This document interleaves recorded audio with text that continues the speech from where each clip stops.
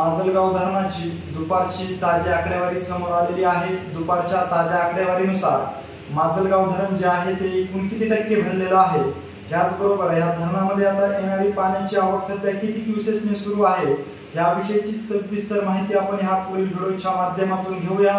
तर नमस्कार मंडळी, तुम्हा सर्वांचे गावगाडा ह्या लोकप्रिय चॅनलवर स्वागत आहे। 19 ऑगस्ट 2025 च्या दुपारच्या आकडेवारीनुसार माजलगाव धरणामध्ये इतर धरणातून येणारी जी पाण्याची आवक आहे, बिंदुसरा नदी पात्र असन, सिंदफणा नदी पात्र असन, त्याचबरोबर उपळी नदी पात्रातून येणारी पाण्याच्या आवकमध्ये वाढ झाली असल्याचं आपल्याला पाहण्यास मिळत असून सध्या माजलगावच्या धरणामध्ये 5000 क्युसेस इतक्या वेगाने पाण्याची आवक सुरू असल्याचं देखील या आकडेवारीत सांगण्यात आलेलं आहे। माजलगाव जे धरण आहे ते दुपारच्या ताज्या आकडेवारीनुसार 56% इतकं भरलं असल्याचं देखील या आकडेवारीमध्ये सांगण्यात आलेलं आहे। माजलगाव धरणामध्ये अशीच जर पाण्याची आवक कायम जर राहिली तर लवकरच जायकवाडीच्या माजलगाव धरणाची टक्केवारी वाढताना देखील आपल्याला पाहण्यास मिळणार आहे।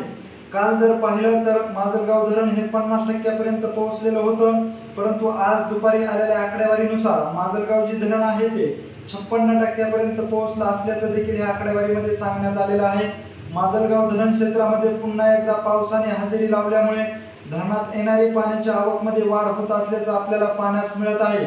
धरण क्षेत्रामध्ये असाच पाऊस कायम राहिला आणि धरणात येणारी पाण्याच्या आवकमध्ये वाढ झाली तर लवकरच माजलगाव धरणाची टक्केवारीमध्ये वाढ झाल्याशिवाय राहणार नाही, असा अंदाज देखील धरण क्षेत्रातील संबंधित अधिकाऱ्यांकडून सांगण्यात आलेला आहे।